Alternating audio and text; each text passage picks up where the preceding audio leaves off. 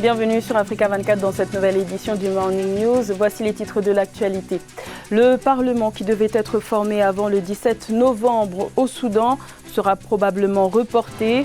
Les groupes rebelles posent des conditions pour la formation de cette assemblée. Un accord de paix doit d'abord être conclu. Appel à la mobilisation citoyenne face à la recrudescence des violences terroristes au Burkina Faso.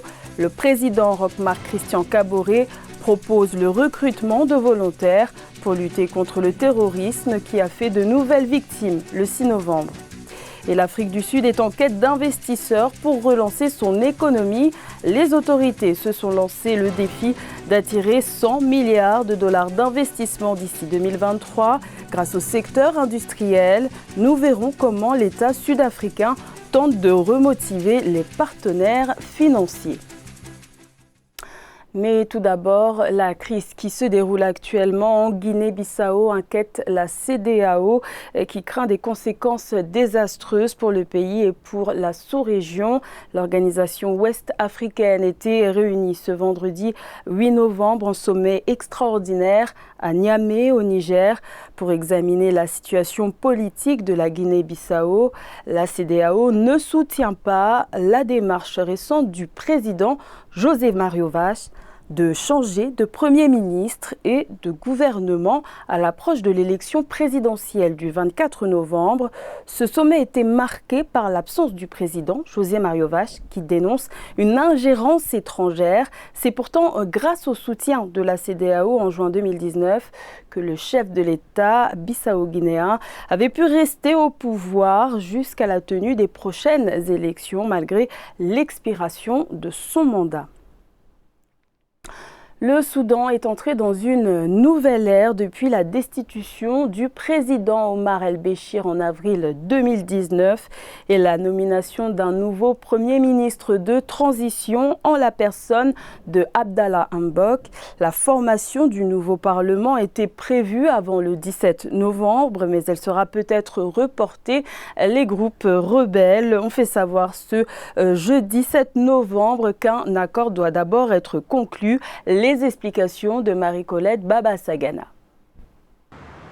Constitué de 300 membres, ce nouveau Parlement devrait être formé dans un délai de 3 mois après la signature d'un accord de paix le 17 août 2019 entre le mouvement de contestation et les militaires ayant pris le pouvoir après la destitution du président Omar el-Béchir en avril 2019. Mais au cours des négociations entre les nouvelles autorités de transition, ces derniers ont dit souhaiter que le gouvernement ne soit formé qu'après la conclusion d'un accord de paix. Le Soudan a connu une crise depuis des années, notamment la prise de pouvoir de El-Béchir en 1989.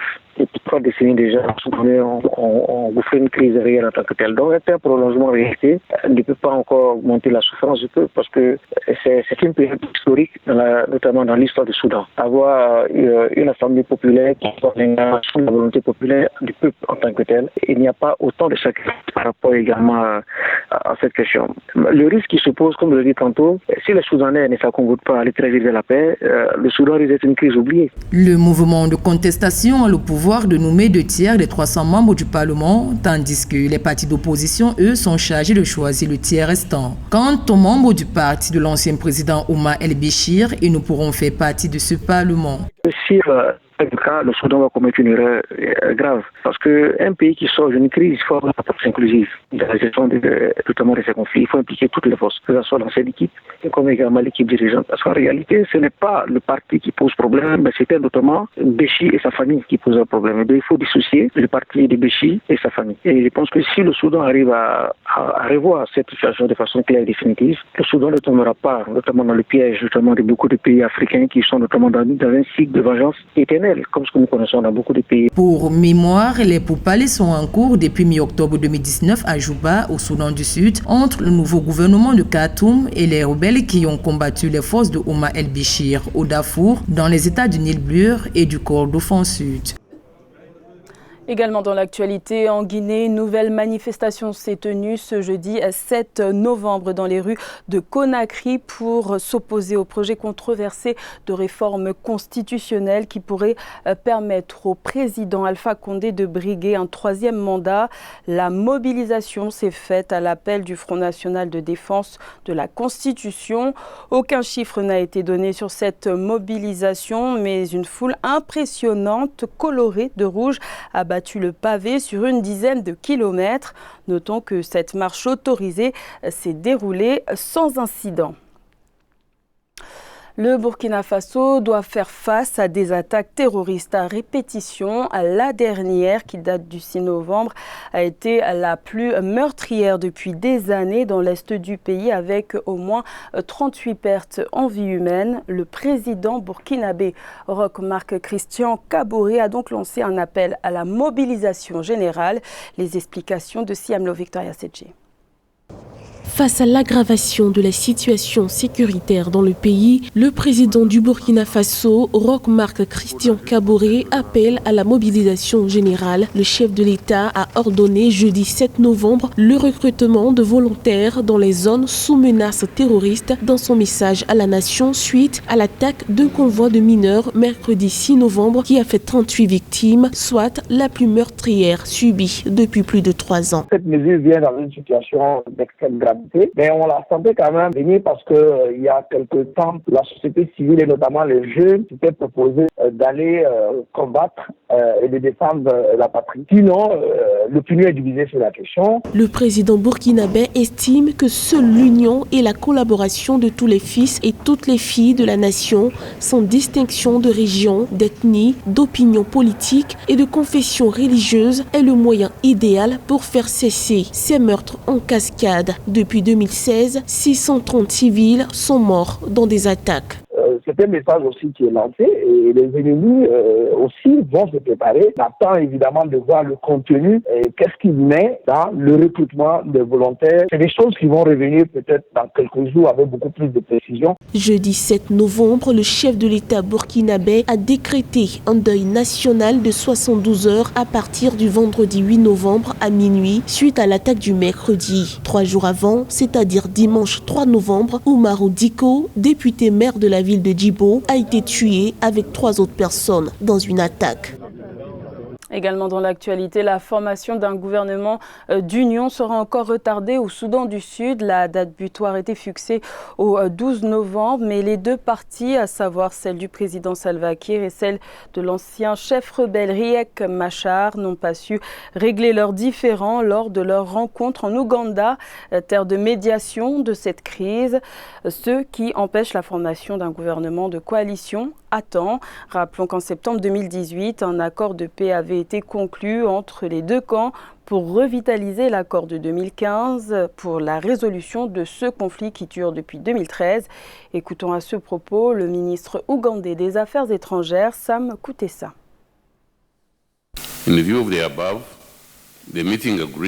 Compte tenu de la situation,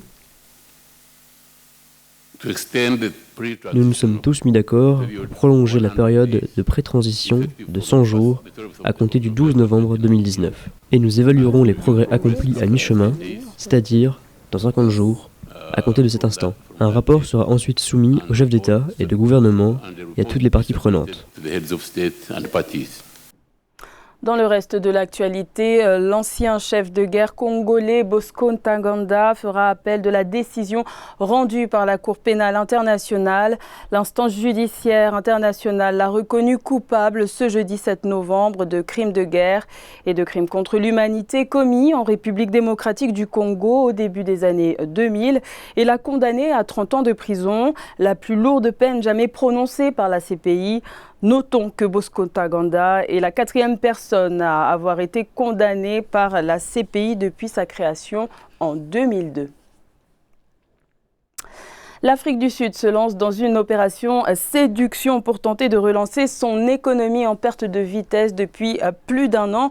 Objectif, attirer plus de 100 milliards de dollars d'investissement d'ici 2023 grâce au secteur industriel. Un ambitieux pari qui nécessitera certainement de mener plusieurs réformes. Un sujet de Ange Nomenio, commentaire Ibayako. L'Afrique du Sud est en quête d'investisseurs pour relancer son économie. D'ici 2023, les autorités du pays se sont donné pour objectif d'attirer 100 milliards de dollars d'investissement grâce au secteur industriel. Cette opération séduction va nécessiter beaucoup de réformes, notamment au niveau du secteur privé. Le défi principal, de mon point de vue, qui fait l'objet de l'actualité, c'est le défi de la réduction des inégalités. Le défi de la réduction des inégalités passe par l'amélioration du marché du travail. Donc il y a un défi important dans la formation, un défi important dans le renouvellement des infrastructures et il me semble que l'Afrique du Sud est capable, n'est-ce pas, de mobiliser ces ressources. Depuis septembre 2018, l'économie sud-africaine a du mal à rassurer ses investisseurs. Selon la Chambre de commerce du pays, l'indice de confiance a atteint 91,8 points en mars 2019 contre 93,4 points en avril. Cette baisse est principalement due aux opérations mises en œuvre par la Compagnie nationale d'électricité, Eskom, depuis février 2019. L'Afrique du Sud devrait rassurer les investisseurs quant à sa capacité, n'est-ce pas, à rembourser ces ressources, par exemple en assainissant de manière assez régulière ses finances pour les contenir à des niveaux acceptables. La croissance du PIB réel devrait atteindre 1,7% en 2018-2019 et 2% en 2019-2020. Pour renforcer les ressources nationales, le gouvernement a mis en place de nouvelles politiques fiscales, notamment une augmentation de la TVA de 14% à 15% le 1er avril 2018. Le Cameroun se prépare à accueillir la 33e édition de la Coupe d'Afrique des Nations de football prévue en 2021. Dans la liste des stades retenus pour abriter les matchs de poule, on retrouve le stade Omnisport de Bafoussam, situé dans l'ouest du pays, actuellement en fin de construction, mais qui accueille déjà des matchs, des rencontres du championnat local. Reportage de notre correspondant Thierry Ndassa, commentaire Graziela Tchakounté.